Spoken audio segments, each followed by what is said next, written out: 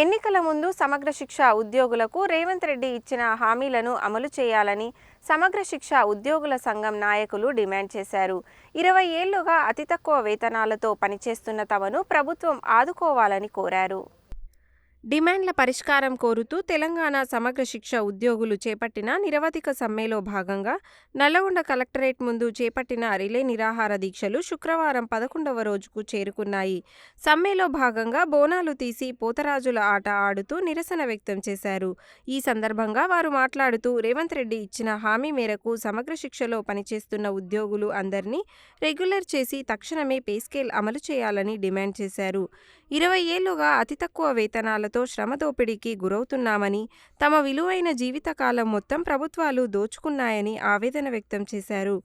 పెరిగిన నిత్యావసర ధరల వల్ల కుటుంబాలు గడవడం ఇబ్బందిగా మారిందని, దీనిని దృష్టిలో ఉంచుకొని తమ ఉద్యోగాలను పర్మినెంట్ చేయాలని కోరారు. తమ డిమాండ్లపై రాష్ట్ర మంత్రి కోమటిరెడ్డి వెంకటరెడ్డికి వినతి పత్రం సమర్పించగా ఆయన సానుకూలంగా స్పందించారని తెలిపారు. ఈ కార్యక్రమంలో రాష్ట్ర అసోసియేట్ ప్రెసిడెంట్ క్రాంతికుమార్, రాష్ట్ర కార్యదర్శి కంచర్ల మహేందర్, గౌరవ సలహాదారు నీలాంబరి, వర్కింగ్ ప్రెసిడెంట్ కొండ చంద్రశేఖర్, మహిళా అధ్యక్షురాలు గుమ్ముల మంజులారెడ్డి, సావిత్రి, పుష్పలత, సాయిలు, వెంకటేశ్వర్లు, నాగయ్య, చందపాక నాగరాజు, బంటు రవి, లలిత, కొండయ్య, యాదయ్య, యాట వెంకట్, వెంకటేశ్వర్లు, ధార వెంకన్న, శ్రీనివాస్, రమేష్, వసంత, సుజాత, నిరంజన్, వెంకటకృష్ణ, నాగయ్య తదితరులు పాల్గొన్నారు. కాగా సమగ్ర శిక్ష ఉద్యోగుల దీక్షలకు వివిధ పార్టీలు, సంఘాల నాయకులు హాజరై మద్దతు తెలిపారు. గౌరవ ముఖ్యమంత్రి గారికి నమస్కారాలు తెలియజేస్తూ, నా పేరు బి మురళి, CC1 అరకట్పల్లి అండి. నేను 2004 నుంచి SSI ఉద్యోగాల్లో జాయిన్ అయ్యానండి. మొదట SSI అంటే సర్వశిక్ష అభియాన్ ఉండేయండి. తర్వాత RVMగా మారింది. సర్వశిక్ష అభియాన్ పేర్లు మారినాయి కానీ మా రాతలు మారలేదు సార్. మాకు 2500 నుంచి నేను ఉద్యోగం చేసుకుంటూ వచ్చాను. నాకు అప్పుడు పెళ్లి కాలేదు. నా పెళ్లి అయింది. నా పిల్లవాడు 10వ తరగతి చదువుతున్నాడు సార్.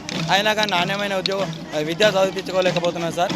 కాబట్టి మాపై దయదాల్చి ఇప్పటికైనా మా 19,000 ఉద్యోగాల బతుకులు మార్చాలని కోరుతూ మిమ్మల్ని మాకు రెగ్యులరైజ్ చేస్తూ మా కుటుంబాలను ఆదుకోవాలని కోరుతున్నాం సార్. నేను అర్బన్ రెసిడెన్షియల్ స్కూల్లో గత 16 సంవత్సరాలుగా, అంటే గతంలో 12 సంవత్సరాలు KGBలో పనిచేశా. తర్వాత 4 సంవత్సరాలు ప్రస్తుతం అర్బన్ రెసిడెన్షియల్ స్కూల్ URSలో పనిచేస్తున్నాను సార్. మా జీతాలు 14,300. ఆ 14,300 ఎటు సరిపోతలేదు సార్.